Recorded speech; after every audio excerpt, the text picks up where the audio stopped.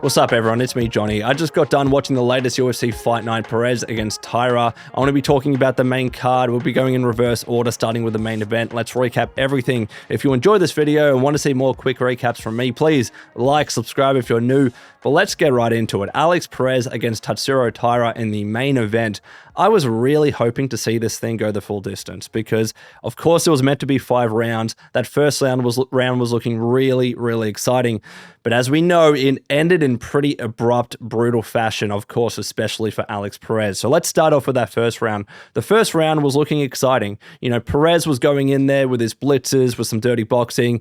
Taira was looking very clean, very crisp with his strikes. He was really landing nicely there. Though, if you actually look at the significant strike numbers in that first round, Perez managed to land more, though Taira's strikes were definitely cleaner and they looked better.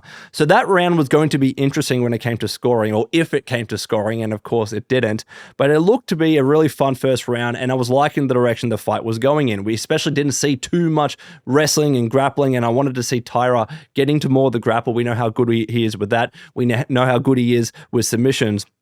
But it was looking to be a good first round. Especially, I really liked how Taira, when Perez would blitz in, Taira would engage him in the tie clinch and was throwing some really nice knees. So that was awesome from Taira. So I'm torn on how to call that first round. I'm leaning more towards Taira, but I could easily see someone making the case for Perez. But of course, we didn't need to go that far. Perez in the second round had a pretty brutal injury, and that ended the fight completely. So what happened? We had Taira go in for the takedown, managed to take Perez down. He got him on the back. He was riding his back. And then Perez stood up. And then Taira had his legs wrapped around Perez's leg or his waist. And he was using his body weight and his momentum to try and bring down Perez to the ground. It was very, very clever. I had never really seen anything like that, especially with an injury resulting in that kind of fashion. So as he used his body weight and momentum to bring to the ground, he successfully did that. And unfortunately, in the process, Perez leg buckled, his knee buckled, and the fight was called off immediately. Now, when I looked at the camera angle, I didn't see a clean break. I didn't see the knee, pop out. Maybe I missed it. But clearly his leg buckled. Clearly it was in an awkward position. And I think actually what led to the fight ending was Perez tapping. I think Perez tapped, and that's what caused Herb Dean to call the fight. So clearly it was a brutal injury. I just didn't get to see a clean angle of what it could be. Was it a break? Was it a dislocation of the knee? I'm not too sure. But clearly he was in all sorts. He was in a lot of pain. He couldn't walk out of the ring on his own weight. So really, really unfortunate to see what happened to Perez because, again, that was looking to be a very fun fight, exciting fight. He had a recent win. He was top ranked. He was ranked 5th. And he could have easily, if he beat Taira, especially an exciting up-and-coming prospect, he could have easily made another march towards a title shot. But unfortunately, he's looking to be out for a while. Like, whatever that injury is, he's probably going to be out, for a very long time. So very, very sad ending for Perez. But shifting to talking about Taira, he's clearly very exciting in the division. I wanted to see more from him in this fight, especially against such a high-ranked fighter. But he still looked good when he was throwing the strikes. The way that he brought him down, you can't say that it was an unfortunate injury. He caused it, right? He caused it. He caused, Perez's knee to buckle. He caused his body to go down like that. So he won that fight. Even though it wasn't a clean victory, like with a knockout or a submission, he still caused the ending to that fight directly, right? So it was for his purposes, for his sake, it was a good win against a highly ranked opponent. Now, at the end, it was called a TKO, I believe. And at the end, he was asked who he should fight, who he wants to fight next, where he wants to go in the division. And he called out Pantoja for the title shot. I think that's a bit too soon. Don't get me wrong. He's very exciting. Again, he's an exciting prospect. Probably one of the most exciting prospects across the entire UFC, no matter what division, men or women's, right? Very, very exciting prospect. But I don't quite know if he is in for that title shot yet. I don't know if you would throw him in with Pantoja. Not because I don't think he would do well, but I think he needs to get another win in there because probably Amir Albazi is probably ahead of him when it comes to getting another title opportunity. So I would like to see Taira at least fight one more person. Yes, he just beat the fifth ranked person, but maybe somebody else above. So maybe one of the Brandons. I don't know. The division's very weird at the moment, but maybe Royval, maybe Moreno. That's who I would give to him, but I could easily see the UFC wanting to put him in with Pantoja. We, of course, saw Pantoja just fight Steve Erceg, and Steve Erceg wasn't highly ranked. So anything can happen in that bloody division, and they could easily go down that path, especially because he's gaining popularity and notoriety in Japan especially, and we've never seen a Japanese UFC champion before. So there's a good argument to put him in there. I just think Amir Albazi is probably just one step ahead and probably deserves a title opportunity just before. But you could have Amir versus Tatsuro Taira. That would be exciting. I just don't know whether you would put two people that haven't fought for the title before together and then have one of them go on. You know what I mean? I would like to see both go against Pantoja at some stage because they're exciting up-and-comers. So let's see what happens, but good win for Taira. 5-fight win streak. He's 16-0 now. Let's see what happens in that division, and wishing Alex Perez a speedy recovery.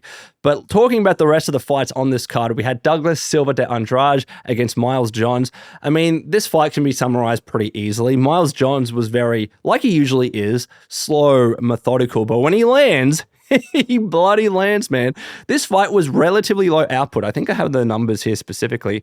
52-36 significant strikes in Miles Johns' favor. So only that many significant strikes across the entirety of that fight, right? So it was fairly low output. But again, at least, especially when Miles Johns landed, he landed hard. Andrade is made of freaking steel, bro. He did not want to go down. He got, like, you think he would get rocked because the way that his body, language was operating, you think that he was wobbling, but I think that's just how he takes, shots. He never looked like on the verge of being knocked out. If anything, at certain times, Miles looked like he might have been knocked out, especially or wobbled, I should say, especially in that third round. That was a very, very exciting round, a really nice way to end the fight. And I would actually say Silva won that last round. Silva just didn't give up. He kept throwing offense, very, very unorthodox. It was an exciting fight by the end, but the first two rounds was a little bit low output. I would like to see Miles follow up a little bit more. And I think that's what his corner was saying. Like, hey, it's nice that you're landing those strikes. Like, you're not just being slow and methodical. When you're landing, you're actually freaking landing. So he's being very intentional with his strikes. But when he lands, throw another. Go down the pipe again. You're landing those big hooks. Throw another hook. Why are you just trying to land one and then back off and walk away? I think there are times where he could up the pressure and ante a little bit more, and I thought he was trying to do that a bit more in the second round, and he did, kind of. Huge right hands, huge overhands from him. I just want to see a little bit more from Miles Johns, but he's very, very active. So good win for him. At the end, it was a unanimous decision, 30-27, 30-27, and 29-28. I leaned towards that 29-28 decision. I thought Silva probably pipped him in that third round, but clearly the first two rounds went to Miles Johns. So an interesting fight. And then we have Timmy Cuamba against Lucas Almeida. Lucas Almeida, what a bloody fight from him. He is an absolute sniper, man. That first round, I don't think it was actually called a 10-8.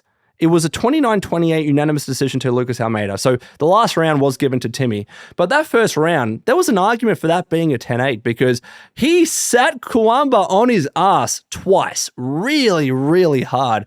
And I can't believe that Cuamba kept fighting. I can't believe, credit to him, his heart is in there. He's a professional. He lasted to the end and won that last round. But Lucas Almeida fought a really, really intelligent, incredible fight. Again, he was a sniper, really nice left-right hook combos. He did really well on that fight, so I'm really happy for him. I actually think that he was the underdog heading into this fight, and people expected Cuamba to win.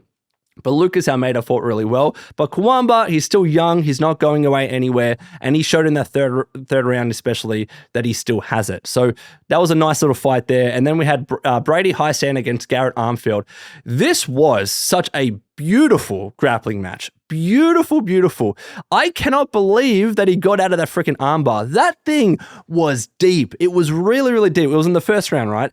It was so deep and he managed to escape. And then he turned it around into a guillotine. I'm like, how the hell did you do that after your arm was caught in that armbar? And thankfully he didn't call the fight or anything, the referee, I should say.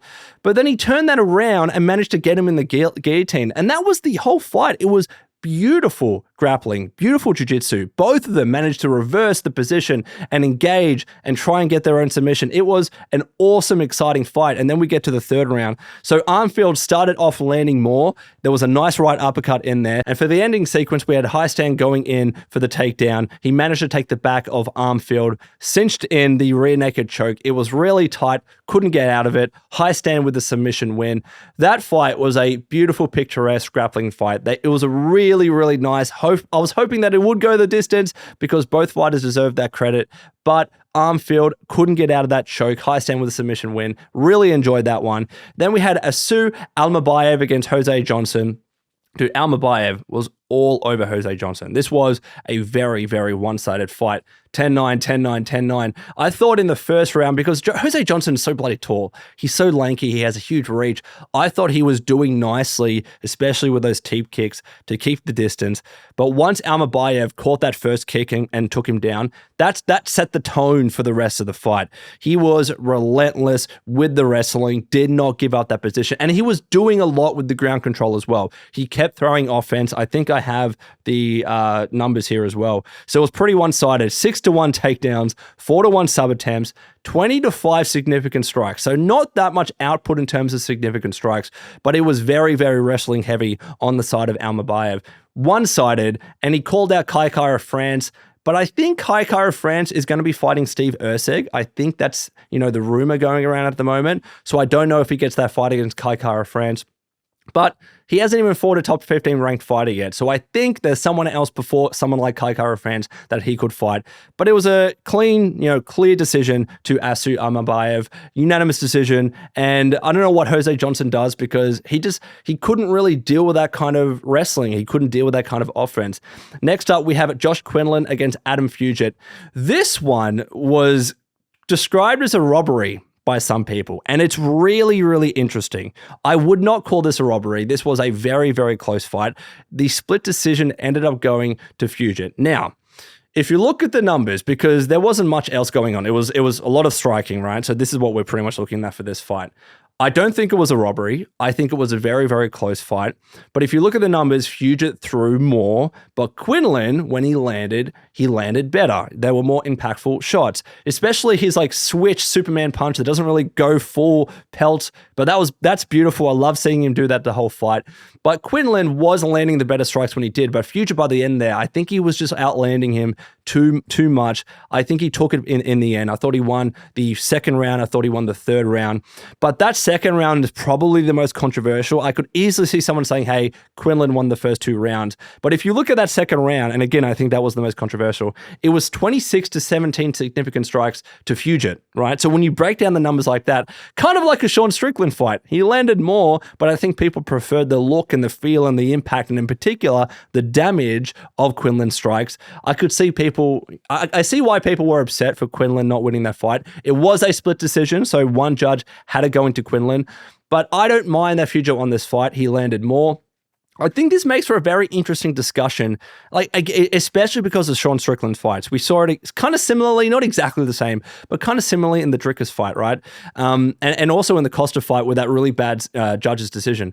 But we're seeing these fights where one fighter has a lot of high output, way more significant strikes, but arguably, especially in that Drickus fight, probably not getting the more impactful shots when you're looking at individual strikes and which strikes are doing more damage. Those aren't like the strikes that Strickland are landing. Those weren't really the strikes that Fugitt was landing. He did land good shots, don't get me wrong, but he had higher output but lower impact per shot. You know what I mean?